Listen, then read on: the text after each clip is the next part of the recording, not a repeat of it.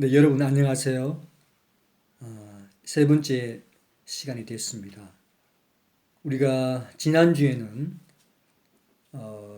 철학 서론에 대해서 대강 살펴보았습니다. 자, 철학은 생각하는 데서 시작하고 그 생각은 철학적인 질문을 하면서 시작된다고 했습니다. 기초적인 철학적인 질문을 제가 세 가지 정도로 제시를 했죠. 첫째로 나는 누구인가? 인간됨은 무엇인가? 하는 그런 인간론과 우주는 어떻게 존재하는가? 우리를 존재케 하는 원리는 무엇인가? 하는 이런 우주론, 이런 인간론과 우주론을 과 관련해서 이것을 형이상학이라 그렇게 칭했죠. 자, 그런가 하면은 형이상학과 관련된 질문, 그것은 유한자가 어떻게 무한자인 우주 원리를 알 수 있나? 유한자인 사람이 어떻게 절대적인 저 자연에 넘어 있는 초월적인 지식을 알 수가 있나 하는 알면 어떻게 이루어지는가 하는 거였죠. 그런가 하면 이제 이 현리상학과 인식론이 이론 철학이라고 하면 실천 철학으로서 윤리학을 말씀을 드렸어요. 자, 그러면 나는, 인간인 나는 이 세상에서 어떻게 살아야 하나 하는 것이고, 이 질문에는 이런 내용이 담겨져 있다고 그랬죠. 이 삶에 어떤 가치 있는 삶을 추구할 것인가? 삶에서 가장 이상적이고 절대적인 가치는 무엇인가? 이제 이런 내용들을 포함한다고 그랬습니다. 그래서 우리는 앞으로 이런 철학의 세 분과, 즉 형이상학과 인식론과 윤리학에 관련하여 철학사에 나타난 인물이나 그런 사조를 살펴볼 것입니다. 훌륭한 철학자나 또 철학 사조라 해도 그 시대의 정신이나 어떤 역사적 상황 또 시대적 배경을 그런 배경과 무관하지 않기 때문에 우리는 그런 그 이론과 사람이 살았던 그 시대적인 배경을 살펴보는 것은 의미 있는 작업이라고 할 수 있을 것입니다. 예.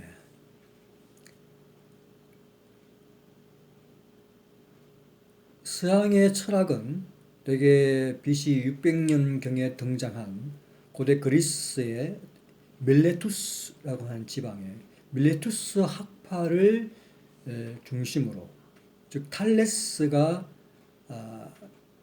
우주에 대한 고민을 하면서부터, 우주에 대한 질문을 던지면서부터 시작을 한다고 말씀을 드렸죠. BC 600년경의 고대 그리스는 대개 에게해를 중심으로 30여 개의 도시 국가로 이루어져 있었고, 그 동쪽으로는 이제 고대 근동 지역에서는 아수르가 패권을 장악하고, 아직은 페르시아가 등장하기 전입니다. 그런가 하면 더 동쪽으로 가면 중국은 아직 공자가 등장하기 전에 춘추 전국 시대를 이루고 있었고요. 한반도는 이제 단군 왕금의 신화를 가지고 있는 고조선 시대입니다. 대강 어떤 시대인지 좀 이해가 훨씬 더 잘 되시죠? 자, 그런 시대이니만큼 고대 그리스도 아직은 신화적인 세계관에 머물러 있었다는 것이죠. 즉, 천둥과 번개가 치는 이런 자연현상도 그들이 생각할 때 제우스 신과 헤라가 그 부부 싸움 할 때 이제 막 천둥이 치고 번개가 친다.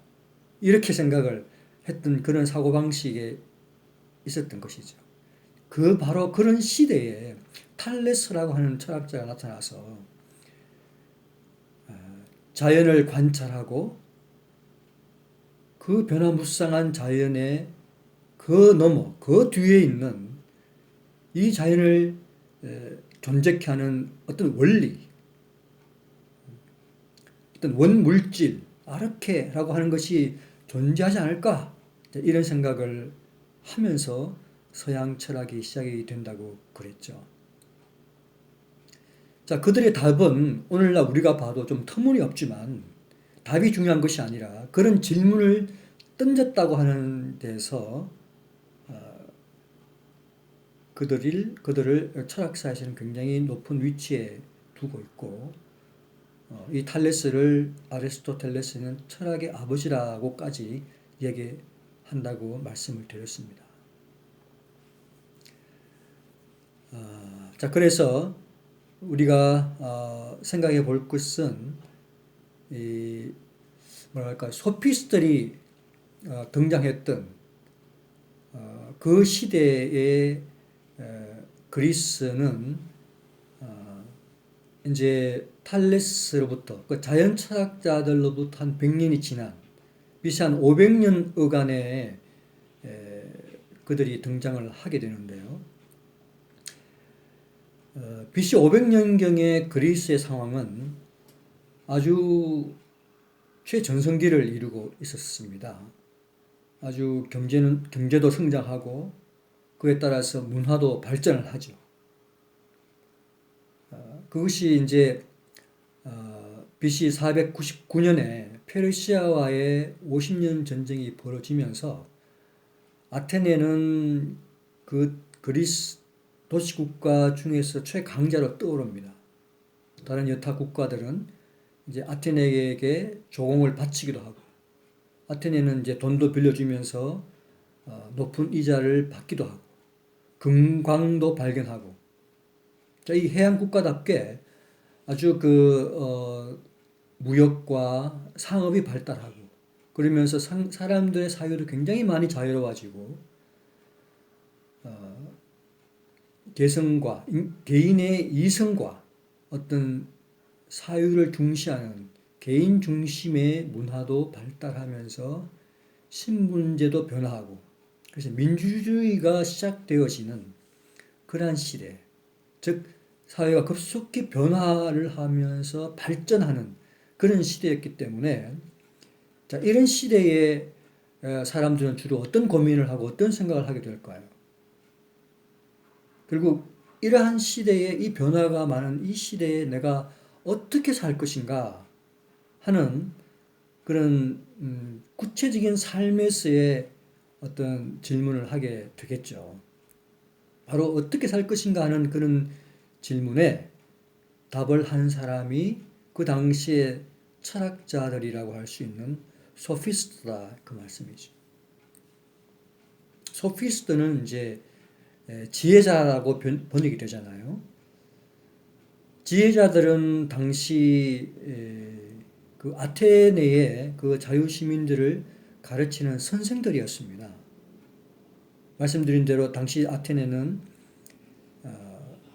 BC 449년에 이제 페르시아와의 전쟁이 막을 내리고 그 전쟁에서 이기면서 최대의 전성기를 이루었고 부유한 시기에 그 살아갔던 아테네 시민들은 모두 자부심을 가지고 있었고 그들의 교양과 학문과 예술을 높이기 위해서 또 재판에서 이기기 위해서 자신들을 잘 가르쳐줄 훌륭한 식견과 지혜와 경험을 갖춘 선생을 필요로 했던 것이죠. 그래서 소피스트들은 고액의 그 수업료를 받으면서 가르치는 직업 선생들이었습니다. 돈도 잘 벌었기 때문에 그들은 또 권력도 쥐고 있었던 그 시대 그 사회에서 어떤 주류를 이루는 지성인들이었고 어떤 권력자들 잘 나가는 사람들이었다 그런 말씀이 되겠습니다. 이제 그들에게는 더 이상 자연 철학자들이 가졌던 저 자연 너머에 있는 어떤 우주, 이 우주를 존재케 하는 영원한 실제는 무엇인가? 뭐 이런 데 대한 관심은 별로 없었죠. 오히려 그들의 관심은 바로 이 변화하는 이 사회에, 또 이 변화하는 사회에 적응해야 되는 이 인간에게 관심이 집중되어 있었고, 자, 그들이 이 사회에서 던지는 질문에 어떻게 답할 것인가 하는 것이 그들에게는 훨씬 더 중요한 문제가 되었던 것입니다. 자, 그들은 회의적인 시각을 가지고 있었습니다. 무슨 얘기냐면 그 자연 철학자들이 가졌던 그 우주를 지탱케 하는 이 우주 법칙과 같은 절대 원리, 절대 진리라고 하는 것이 없는가 하는 그 생각에 대해서 우주를 주관하는 그런 우주 법칙과 같은 그러한 법칙과 같은 절대적인 진리나 보편타당한 원리들이 이 인간 사회에 존재할 수 있겠는가? 가능한 것인가? 하는 생각을 했다는 것이죠. 그들의 고민 끝에 내린 결론은 그런 진리는 없다. 그런 절대적이고 보편적이고 어떤 객관적인 진리는 우리 인간과 또 인간이 이루어서 사는 사회에서는 그런 원리는 없다. 그런 진리는 없다. 그 말씀이죠. 그 당시에 소피스트의 학자인 고르기아스는 이렇게 말했습니다. 진리는 알 수 없다. 알 수 있다고 해도 그것을 전해줄 수가 없다. 전해준다고 해도 사람들이 이해할 수 없다. 자, 이렇게 얘기를 하죠. 그래서 모든 것이 다 상대적이라고 하는 것입니다.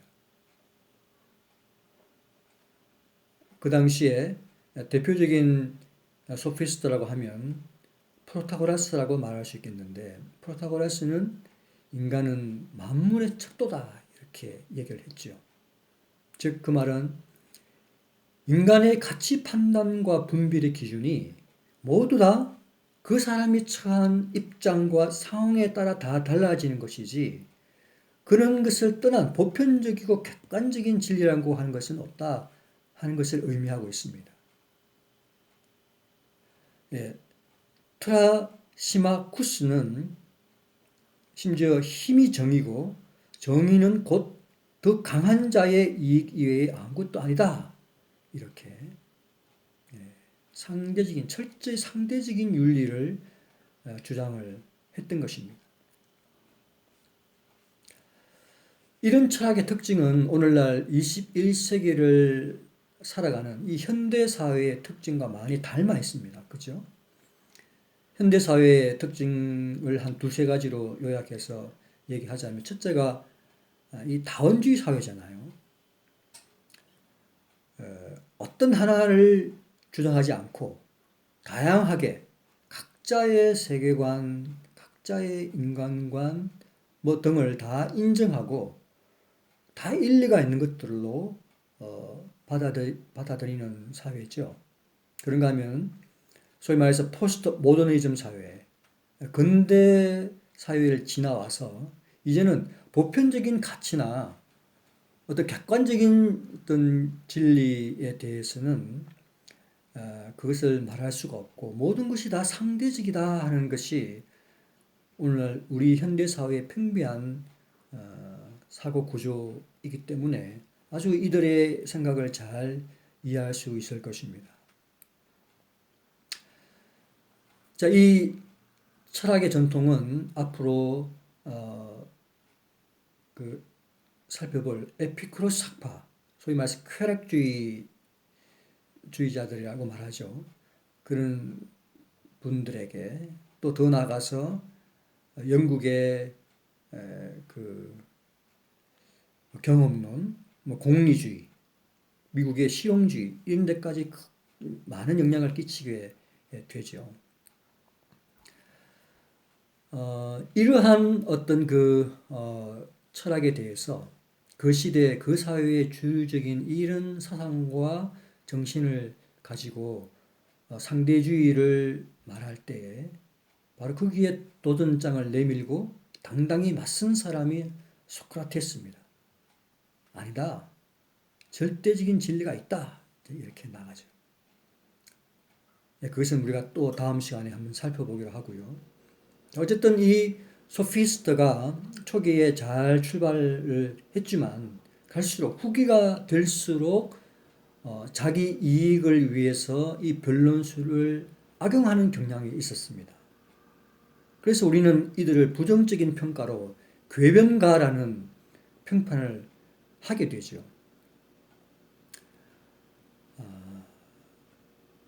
한 예를 들면 이런 경우가 있었어요. 한 제자가 그 스승에게서 잘 배우고 나서 잘 배웠으면 그 시대의 풍습대로 그 비싼 수업료를 드려야 되는데 이 제자가 꾀가 생겼던지 스승에게 돈을 주지 않았던 것입니다. 그래서 스승이 화가 나서 내가 자네를 재판에 걸겠네 이러면서 하시는 말씀이 너는 어쨌든 나에게 돈을 줘야 돼 라고 말하면서 내가 재판에 이기면 당연히 돈을 나에게 줘야 될 것이고 내가 재판에 져도 자네는 나에게 돈을 줘야 될 것이네.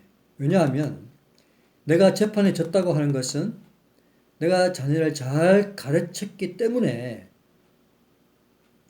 내가 졌던 것이고 그러면 그 교육이 성공적이라고 하는 것을 증명하기 때문에 자네는 그 수업료를 나에게 줘야 하네.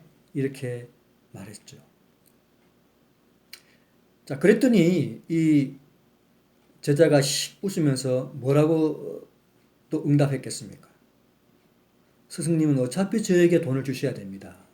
왜냐하면 제가 재판에 이기면 물론 나에게 돈을 줘야 할 것이고 내가 재판에 진다면 스승님이 가르친 그 변론술이 형편없었다. 잘못 가르쳤다. 그렇기 때문에 스승이 오히려 저한테 돈을 주셔야 됩니다. 이렇게 이야기를 하는 것이죠. 자, 이 소피스트가 가졌던 이 지혜가 자기의 어떤 이익에 집착하고 너무 지나치게 현실주의에 빠져버리면 이것은 곧 냉소주의에 빠질 위험이 언제나 그 안에 있습니다. 자, 아테네 자유시민들이 기본적인 도덕성을 잃어버리고 너무 현실주의자가 될 때에 그들이 누렸던 자유는 이제 악용이 되죠. 그러면서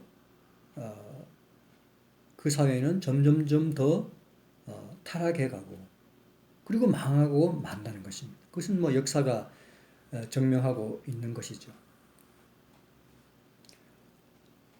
자, 우리는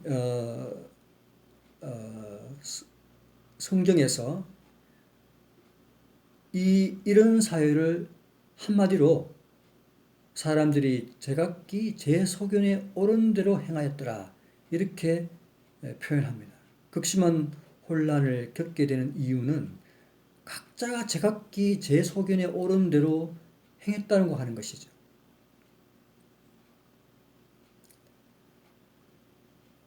그 결과는 궤변을 낳게 됩니다.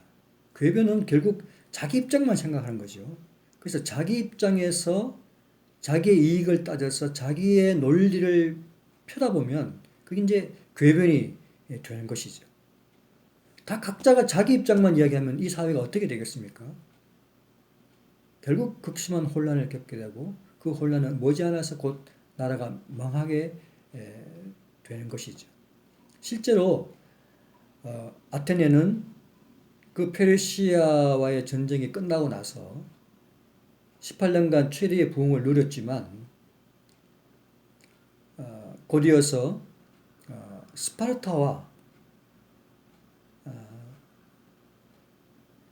그 27년간의 전쟁, BC 431년에 끝나는 431년에 시작되어진 그 전쟁이 한 27년 후에 전쟁이 거의 치르고 나서 서서히 아테네는 망하고 말죠. 자, 이 아테네가 이제 그 스파르타와의 전쟁, 우리가 그래서 펠로폰네소스 전쟁이라고 하잖아요. 그 전쟁에 두세 번 참여한 그 소크라테스가 점점 저 국군이 쇠해지는 아테네를 향해서 안타까운 마음으로 이대로 가면 망한다는 것이죠. 소피스트의 저 지혜를 가지고는 이 시대를 커버할 수가 없다고 하는 것입니다. 그래서 소크라테스는 소피스트들과 반대되는 철학의 목소리를 내죠. 그래서 절대적인 진리, 의무론적인 객관적인 윤리를 내세우면서 새로운 사상을 아테네 시민들에게 던지면서 그의 철학을 시작하게 됩니다. 그것은 우리 또 다음 시간에 구체적으로 잘 살펴보도록 하지요. 오늘은 여기까지 하겠습니다.